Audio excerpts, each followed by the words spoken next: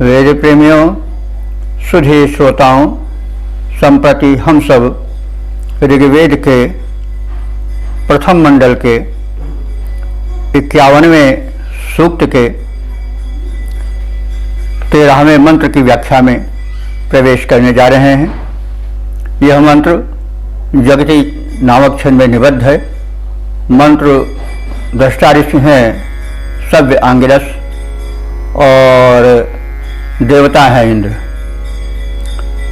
तो शीर्षक है इसका कि लोक मंगल विधायक इंद्र के कृत्यों का याज्ञिक महोत्सव में वर्णन हो। अब संबंधित मंत्र का पाठ हो जाए। ओम अददा अर्भां महते वचस्वे कक्षीवते वृचयामिन्द्र सुन्वते मनो मेनाभवो वृष्णस्वस्य सुक्रतो विश्वेत्ता ते सवनेषु प्रवाच्या। ओम अददारभां महते वचस्वे कक्षीवते वृचयामिन्द्र सुन्वते मेनाभवो वृष्णस्वस्य सुक्रतो विश्वेत्ता ते सवनेषु प्रवाच्या। अब शब्दार्थ जाना जाए। इंद्र, हे सर्वोच्च सत्ताधीश इंद्रदेव, महते वचस्वे सुन्वते कक्षीवते। अब इंद्र के अनुदानों का उल्लेख किया जा रहा है। तो पहले आपने उपकृत किया किसको? कक्षीवान को। कक्षीवान एक व्यक्ति भी हैं और कक्षीवान वो जो कमर कसे रहे शुभ कर्म के लिए। शब्दार्थ रूप में इसे भी जाना जा सकता है। तो आपने कर्मठ कक्षीवान को उसकी महान स्तुतियों के वचन को सुना और उस सुन्नते माने सोम यज्ञ, शुभ सौम्य यज्ञ कर्म को करने वाले को आपने प्रदान किया क्या? विषयाम अर्भाम। विषयाम माने विषया नाम वाली, अर्भाम माने कन्यका को, अददाह माने प्रदान किया। तो ऐसे कक्षीवान को जो कि महान स्तुति करता था, महते वत्सवे, और सुन्नते जो कि शुभ सोम यज्ञ में करने में निरत रहने वाला था, ऐसे श्रमशील कक्षीवान को आपने उसकी मनचाही विषया नाम की कन्यका को प्रदान किया। सुक्रतो, हे उत्तम कर्म को करने वाले इंद्र, तुमने विष्णुस्व विष्णुस्व भी एक व्यक्ति है, विष्णु। तो विष्णुस्व, तुमने विष्णुस्व नाम के व्यक्ति को मेना नाम है कर्म कुशल गृहिणी का। तो मेना मन चाहे संकल्पों को पूरा करने वाली, यानी मनोनुकूल चलने वाली, और गृह कार्य में कुशल गृहिणी को प्रदान किया। ये बड़ी चीज है। गृहिणी गृहमुच्यते, गृहिणी ही घर है। अगर गृहिणी ठीक ना हुई तो ग्रहणी बन जाती है, ग्रहण लगाने वाली बन जाती है। तो ये बड़ी भारी चीज है, जीवन संगिनी है। तो हे इंद्र, तुमने अपने उपासक विष्णुस्व नाम के व्यक्ति को मेना माने मनोनुकूल चलने वाली गृह कर्म में कुशल गृहिणी को प्रदान किया। ते माने तुम्हारे लिए, ता विश्वाइत वे सभी कर्म, सवनेषु माने सवनों में, प्रवाच्या माने कहने योग्य हैं। तो ता तुम्हारे वे विश्व माने संपूर्ण कर्म, सवनेषु प्रवाच्या सवनों में कहने योग्य हैं। अब सवन क्या है इसको जान लें। सवन माने सोम का निचोड़ा जाना और सवनेषु बहुवचन है। यह विधान है कि यज्ञ 3 समय होता है, प्राभातिक, माध्याह्निक यानी दोपहर का, और सायंतन सायंकाल का। और तीनों समय यज्ञ में सोम रस जो है वो निचोड़ा जाता है नैवेद्य के रूप में। सोम यज्ञ में सोम का बड़ा महत्व है, सोम रस का। तो इन तीनों कालों में जो सोम रस निचोड़ा जाता है वह प्रवाच्या बड़ा ही उत्तम है और यज्ञों में कहने योग्य है। क्या कहने योग्य है? तुम्हारे जो लोकोपकार वाले कार्य हैं, यानी जब महोत्सव यज्ञ का हो तो तीनों समय जो उसका समारोह होता है, उस समारोह में तुम्हारे जो लोकोपकारी कृत्य हैं उनका यशोगान वर्णन अवश्य हो। तो इस त्रिसवन को सिद्धांतालंकार जी ने जो बचपन है, यौवन है और वानप्रस्थ आश्रम है, इनसे जोड़ा है। कहा यही 3 सवन है जीवन के, और इन 3 सवनों में जो है वह इंद्र का माने उस सत्ताधीश का, शिष्य के सर्वोच्च संचालक का गुणगान अवश्य होना चाहिए, उसके किए गए उपकारों का वर्णन होना चाहिए और उसके प्रति कृतज्ञता ज्ञापन होना चाहिए। तो ठीक है, दोनों अर्थ अपने स्थान पर ठीक हैं। तो जब हम सामान्य यज्ञ करें, यज्ञ का विस्तृत अर्थ होता है, जैसा हम लोग सुनते कहते आए हैं कि प्रत्येक शुभ कर्म यज्ञ है जो लोकोपकार से संबंधित हो। सभी यज्ञ कर रहे हैं जो लोकोपकार कर रहे हैं। तो जो लोकोपकार कर रहे हैं और जो उस लोकोपकार को छाया दे रहे हैं, आश्रय दे रहे हैं, और लोकोपकार करने वालों को बल प्रदान करने के लिए, और जो बल प्रदान करने वाला है उस सत्ताधीश के लिए यज्ञ कर्ताओं का, महोत्सव संयोजकों का कर्तव्य है कि उसके पूर्वकृत श्रेष्ठ कर्मों का वहां पर प्रस्तुतिकरण हो। तो इसके लिए जैसे कहा गया है, उदाहरण पेश किया गया कि इंद्र ने अपने उपासक कक्षीवान को एक मनचाही वृक्षा नाम की कन्या को प्रदान किया और विश्रस्व नाम के व्यक्ति को कुशल गृहिणी प्रदान किया।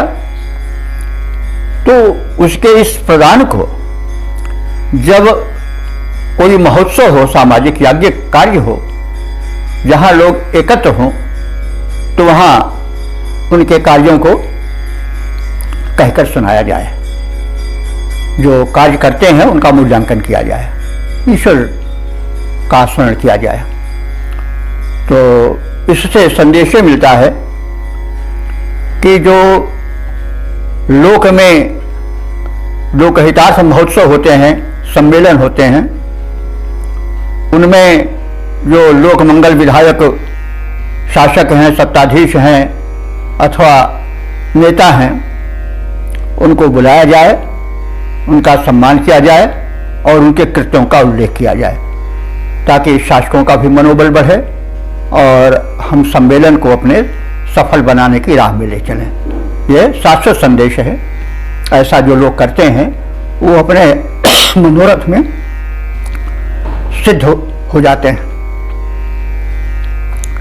तो इस प्रकार से हम संक्षिप्त शब्दार्थ और भावार्थ को जानने के पश्चात संदेश से अवगत होकर अब इसके गीत परक रूप को देख लें।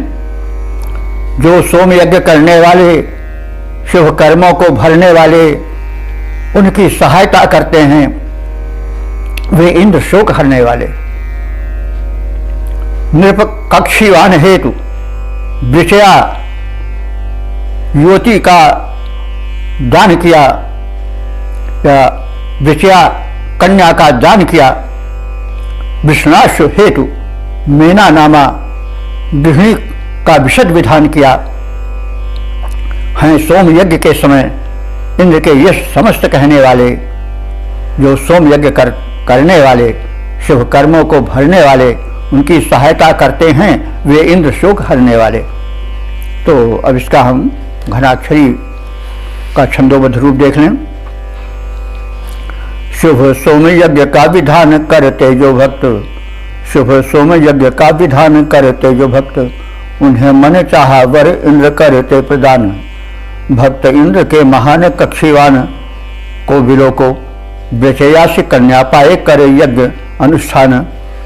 विष्णाश इंद्र के उपासक महान, उन्हें मेना नाम वाली गुणी गृहिणी किया प्रदान। प्रातः दोपहर सायं सभी तीनों सवनों में होवे इंद्र के प्रदत्त अनुदानों का बखान, होवे इंद्र के प्रदत्त अनुदानों का बखान। ओम वेद प्रेमियों, सुधी श्रोताओं, संप्रति हम सब ऋग्वेद के प्रथम मंडल के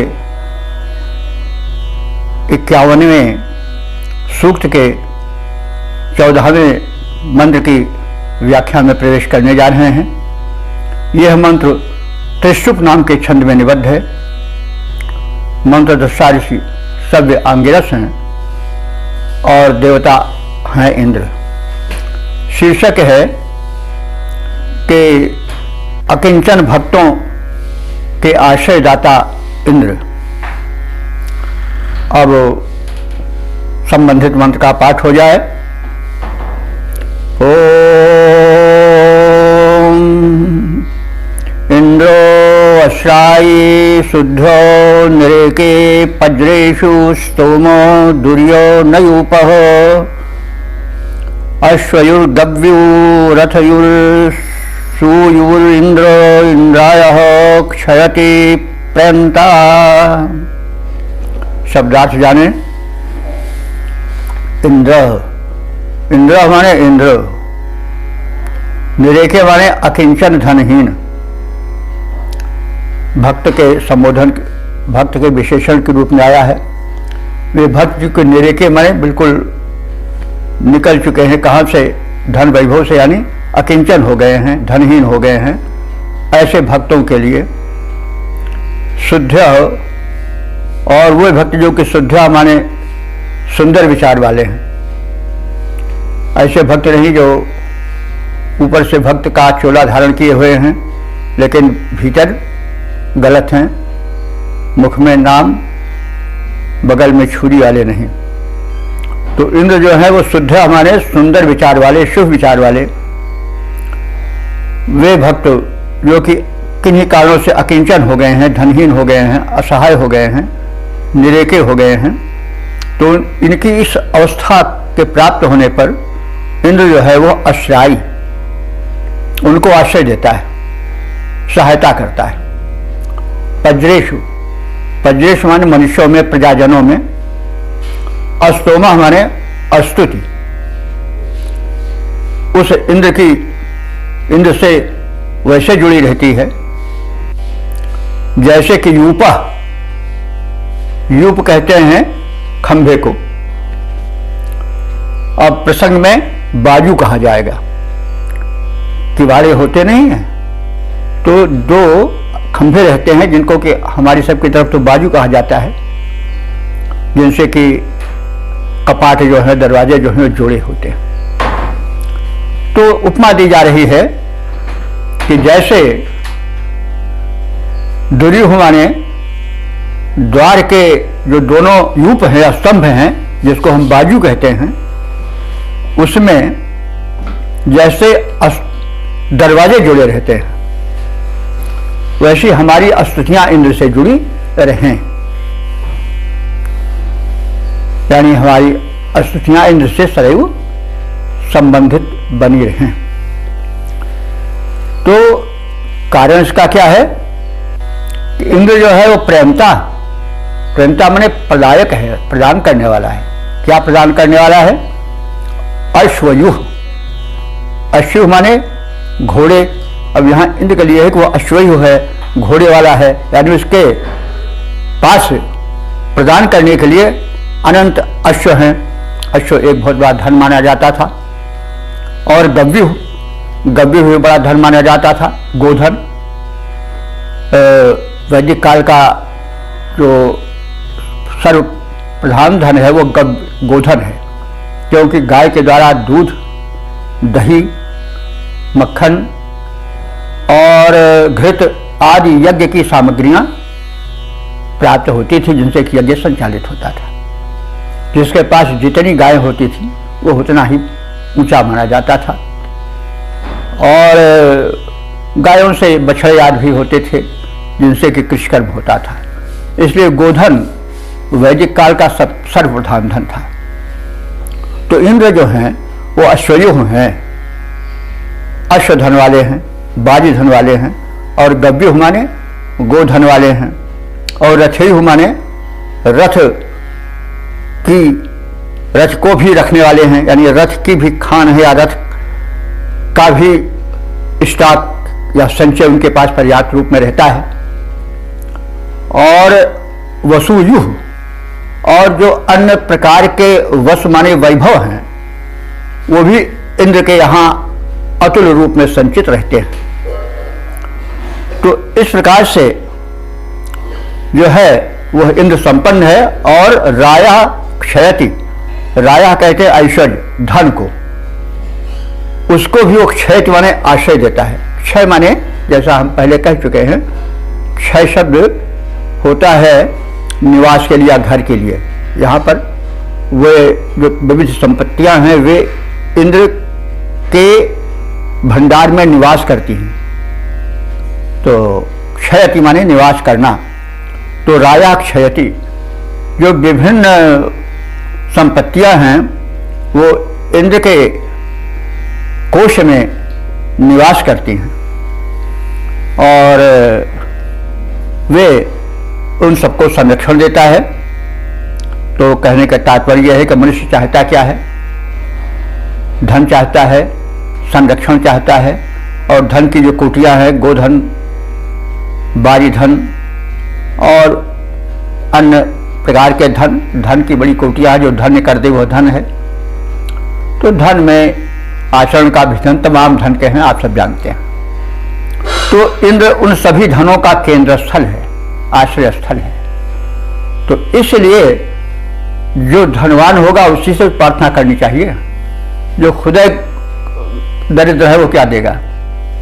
तो इंद्र महान है, वैभवान है, धनवान है, सभी कोटियों के धन उसके कोश में सुरक्षित है। तो इस हेतु उस इंद्र की प्रार्थना की जाए। और इंद्र में यह भी गुण है कि वह जो शुभ विचार वाले व्यक्ति हैं वे यदि दरिद्र हो जाते हैं, निर्धन हो जाते हैं या किंचन हो जाते हैं तो उन्हें वो धन प्रदान करता है। धन तो बहुतों के पास होता है, लेकिन सब लोग तो नहीं धन देते ना गरीबों को। तो दीन सबन को लखत है, दीन ही लखे न कोय, और जो रहीम दीन ही लखे, दीन बंधु सम होए। तो इस प्रकार से इंद्र धनवान है और धनवान के साथ दानवान भी है। इसलिए सलाह दी जा रही है ऋषि द्वारा कि आप इंद्र की उपासना करो।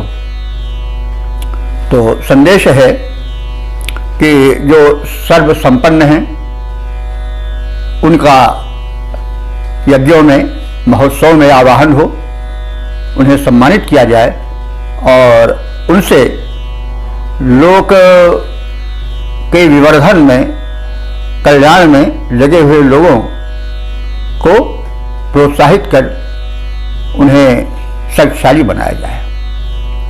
तो इन सब मतलब संदर्भों को समेटे हुए इस मंत्र का हमने संक्षिप्त भावार्थ जान लिया। अब हम इसका गीत परक रूपांतरण देखें। दाता इंद्र महान धनों के सक्षम स्वामी हैं, धन धान्य इच्छुक जन बनते उनके अनुगामी हैं। निर्धन बन जाने पर वही रक्षा करते हैं, वही कृपा कर जन की खाली झोली भरते हैं। अस्तुति रहती जुड़ी इंद्र पर आधारित है, वैसे खंभे से जुड़कर दरवाजा स्थिर रहता जैसे।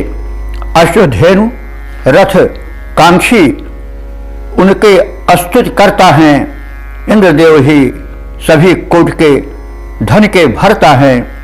इंद्रदेव सामर्थ्यवान हैं, अंतर्यामी हैं। दाता इंद्र महान धनों के सक्षम स्वामी हैं, धन धान्य इच्छुक जन बनते उनके अनुगामी हैं। इसी को घराक्षरी छंद में भी देख लिया जाए। स्तुति हमारी जैसे इंद्र पर आधारित है, जैसे जुड़े हैं किवाटे बाजू से दिखाते हैं। स्तुति हमारी वैसे इंद्र से जुड़ी हुई है, जैसे खंभों से जुड़े किवाड़े दिखलाते हैं। एकमात्र दाता इंद्र, उसे ही विधाता मानो, सारे धन उसे के ही माध्यम से आते हैं।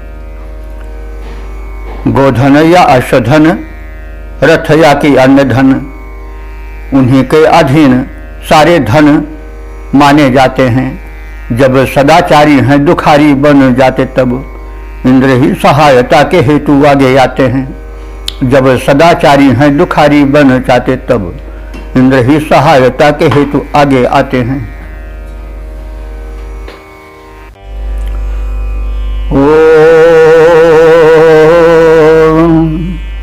वेद प्रेमियों सभी श्रोताओं, संप्रति हम सब ऋग्वेद के प्रथम मंडल के 51वें सूक्त के 15वें मंत्र की व्याख्या में प्रवेश करने जा रहे हैं। यह मंत्र जो है वह त्रिशुप नाम के छंद में निबद्ध है। मंत्र दृष्टा ऋषि हैं सभ्य आंगिरस और देवता हैं इंद्र। शीर्षक है समर्थ इंद्र का आश्रय ग्रहण किया जाए। यह मंत्र इस सूक्त का समापन वाला मंत्र है। इसमें ऋषि ने निष्कर्ष प्रस्तुत किया है। इस मंत्र को हम ध्यान से देखें और इसका पाठ करें।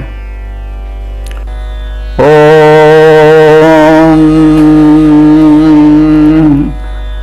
इदं नमो वृषभाय स्वराजे सत्य सुषमाय तव से वाची अस्मिन्निन्द्र वृजने सर्ववीराः समत्सूरिभिस्तव शर्वन् श्याम। तो अब इसका शब्दार्थ जाने। वृषभाय, वृषभाय यह इंद्र के विशेषण के रूप में प्रयुक्त है। वृष, वृषभ का चतुर्थी एक वचन है। वृषभाय, वृषभाय माने बलवान, अथवा वृषभ कहते हैं वर्षक, यानी जो धन संपत्ति बल का वर्षण करे वो भी वृषभ है। तो और जो बलशाली है वो भी वृषभ है। तो इंद्र कैसा है? वृषभ है। तो उस वृषभाय, उस बलवान और धनैश्वर्य वर्षक इंद्र के लिए, और स्वराजे, स्वराजे माने जो स्वयं दीप्तिमान है, स्वयं प्रकाशमान है, उसके लिए सब में चतुर्थी है। तो इंद्र स्वयं प्रकाशित है, जैसे जगत प्रकाश प्रकाशक रामू, मायाधीश ज्ञान गुणधामू। जैसे हमने निवेदन किया है कि मूल शक्ति जिसे ऋषियों ने देखा है शिष्य के सर्वोत्त सत्ताधीश के रूप में, उसका नामकरण इंद्र किया है। अब बाद में परिवर्तनशील संसार है ही, उसी शक्ति को लोगों ने भिन्न भिन्न रूपों में देखा है, कहीं राम रूप में, कहीं कृष्ण रूप में, कहीं शिव रूप में, आदि आदि बातें। तो इंद्र जो है वो स्वयं प्रकाशमान है, किसी से प्रकाश पाने वाला नहीं है। उसी के प्रकाश से जो है वो अग्नि, सूर्य, विद्युत आदि प्रकाशित हैं। तो वह इंद्र कैसा है? परम वैभवशाली है, बलवान है और स्वयं प्रकाशित है। उसे किसी दूसरे के प्रकाश की आवश्यकता नहीं है, वही सबको प्रकाश देता है। अग्नि, विद्युत और अन्य सूर्य आदि ग्रह नक्षत्रों को। और वो कैसा है? सत्य, सत्य स्वरूप है। सत्य कौन है? जो त्रिकाल बाधित हो, जो भूत में भी था, वर्तमान में भी है और भविष्य में भी रहेगा। तो ईश्वर की सत्ता कभी नष्ट नहीं होती है, वह समान रूप से तीनों कालों में विद्यमान रहती है। तो इंद्र जो है वह बलवान है, महान धनवान है, सत्य स्वरूप है और स्वयं प्रकाशमान है, किसी से प्रकाशित नहीं है। इदम नमः अवाचि। इदम माने इस इंद्र के लिए, या इस इंद्र को नमः माने नमन पूर्वक, अवाचि माने स्तुति करो।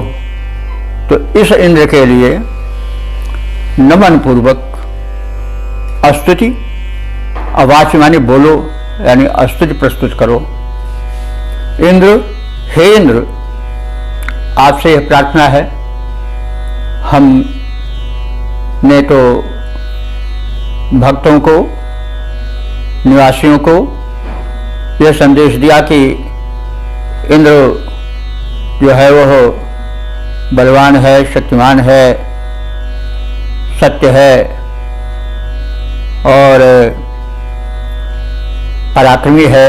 सूक्ष्म कहते हैं पराक्रम को, पराक्रमशील है। उसके लिए आप नमन पूर्वक, नम्र होकर के प्रशंसापरक मंत्र का पाठ करो। और इंद्र से प्रार्थना की जा रही है कि हे सर्वोच्च सत्ताधीश इंद्र भगवान, आप अस्मिन वृजने, अस्मिन माने इस, और वृजने माने संग्राम में, वृजना संग्राम को कहते हैं, युद्ध को कहते हैं। तो इस संग्राम में, तो संग्राम का अर्थ होता है युद्ध। तो युद्ध तो सदैव चलता रहता है, कभी अपनों से, कभी परायों से, कभी रोग से, कभी शोक से। मनुष्य को तो सदैव जीवन में संग्राम ही करना पड़ता है। तो संग्राम में बड़ा शौर्य चाहिए, बल चाहिए, टिकाऊपन चाहिए। तो हम जिसके पास बल है उसी से तो बल मांग सकते हैं, जिसके पास है नहीं उससे क्या मांगेंगे। तो सभी बलों का, चाहे वो धन बल हो, चाहे जो कुछ हो, चाहे शारीरिक बल हो, चाहे संगठन बल हो, सबका अधीश्वर तो वो सत्ताधीश इंद्र ही है। इसलिए उस सत्ताधीश इंद्र को संबोधित करते हुए ऋषि कह रहा है कि हमारे इस जीवन संग्राम में आप हमारी रक्षा करो और हमारे वीरों माने वीर पुत्रों या वीर सैनिकों या वीर निवासियों पुरुषों आदि की भी रक्षा करो। और जो सूर्य भी हैं, सूर्य कहते हैं विद्वान को, जो अच्छा अस्मत् माने उत्तम होता है। स्मत ये आधा सा माँ औरता है, हल लगा करके, वो अस्मत् नहीं है, स्मत है। अस्मत् होता है उत्तम। जो हमारे उत्तम सूर्य हैं, सूर्य माने विद्वान हैं, और सूर्य भी इसलिए कहा गया है कि वो तृतीया बहुवचन है और सहयोगी तृतीया होती है।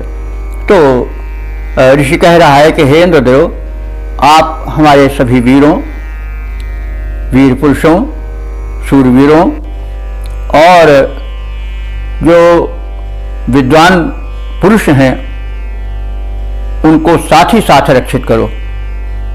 और वे सब तव शर्मन श्याम, तुम्हारे शर्मन माने आनंदप्रद, श्याम आश्रय में श्याम माने विराजित रहें, मौजूद रहें। यानी वे सब जो हमारे वीर पुरुष हैं, परम उच्च कोटि के विद्वान हैं, वो सब आपके आनंदप्रद आश्रय में श्याम माने सदैव रहें। तो इस प्रकार से हमने इस मंत्र के शब्दार्थ को जाना और अब भावार्थ जान लें एक सपाट रूप में। इंद्रदेव बलवान, स्वयं प्रकाशमान, सत्य स्वरूप, पराक्रमी और महान हैं। हम उनका स्तुतिपूर्ण नमन करते हैं अथवा विनम्र होकर के उनकी स्तुति करते हैं। हे इंद्रदेव, इस जीवन संग्राम में हम शूरवीरों समेत उत्तम कोटि के विद्वानों के सहित तुम्हारे आश्रय में रहें और तुम्हारे आदेशों का पालन करते रहें। संदेश है, जीवन में विजय के लिए उस सत्ताधीश शक्तिमान सर्वेश्वर इंद्र का आश्रय आवश्यक है। इसका गीत रूपांतरण देख लें। हे भगवान, महान आप बल विक्रमधारी हैं, स्वयं प्रकाशित सत्य रूप हैं, भव भयहारी हैं। इस सामर्थ्यवान का शत शत वंदन करते हैं, विनयान्वित वचनों द्वारा अभिनंदन करते हैं। इस जीवन रण में हम सब विजयी बनकर के आए, वीरों विद्वानों समेत आश्रय हम तेरा पाएं। तेरे संरक्षण के हम सचमुच अधिकारी हैं। हे भगवान, महान आप बल विक्रमधारी हैं, स्वयं प्रकाशित सत्य रूप हैं, भव है हारी हैं। इसका छंदोबद्ध रूप देख लिया जाए।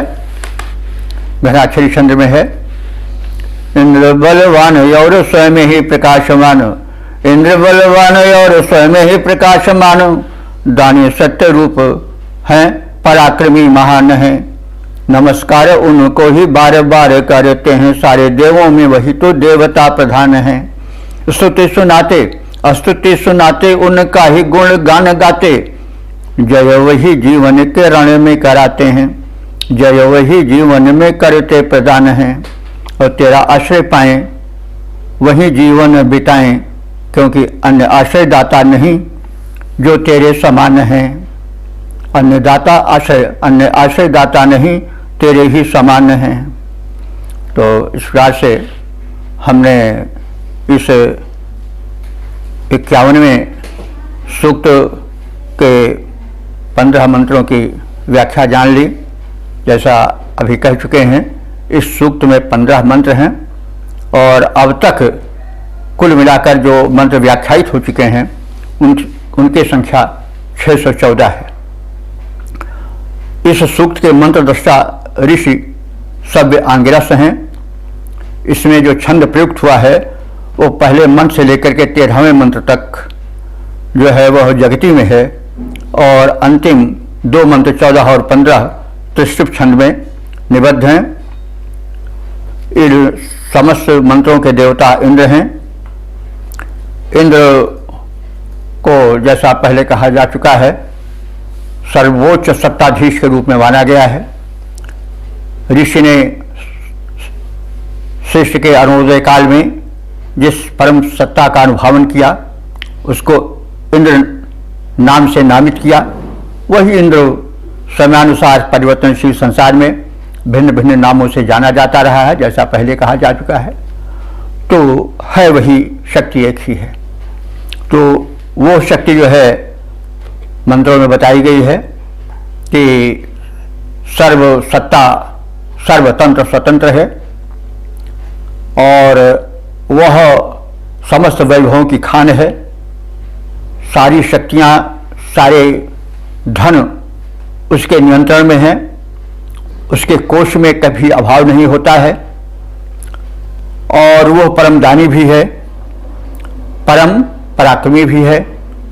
उसका कार्य दुष्टों का संहार है, सज्जनों का संरक्षण है और वह जो है वह सदैव शुभ कर्मों को प्रोत्साहन देता है। वो भक्त के सौम्य रस का प्रेमी है। वह जो शुभ कर्म यज्ञ चलते रहते हैं उसमें सौम्यता प्रसार के लिए और सौम्यता के दर्शन के लिए स्वयं प्रस्तुत होकर के प्रसन्न होता है। और भक्तों को चाहिए, उपासकों को चाहिए कि ऐसे समागत का स्वागत करें और अपनी प्रार्थनाएं उससे जोड़े रहें, अपना संबंध सूत्र उससे लगाए रहें। तो वह ब्रह्मांड नायक है। और एक संदेश ये भी दिया गया है कि इंद्र प्रशासक कोटि का है, सत्ताधीश है, तो उसका हम आह्वान करें अपने प्रत्येक शुभ कर्म यज्ञ में और उसके गुणगान गाएं ताकि हमें शक्ति मिले और शक्तिमान यह देख करके प्रसन्न हो कि भक्ति का प्रवाह सृष्टि में अनवरत चल रहा है और वह सृष्टि संचालक है, इसलिए इस व्यवस्था को देख करके वो प्रसन्न होगा। इसमें सामाजिक संदेश भी है कि हम सत्ताधीशों को बुलावें, महोत्सव में उसका सम्मान करें और उनसे अनुदान पावें और इस प्रकार से सत्कर्म को आगे बढ़ाएं और शिष्य में हम अपना जो रोल है, जो कर्तव्य है, उसको पूर्ण करें। तो इस प्रकार से इस 51वें सूक्त का समापन होता है। अब दूसरे दिन 52वें सूक्त का मतलब समारंभ होगा।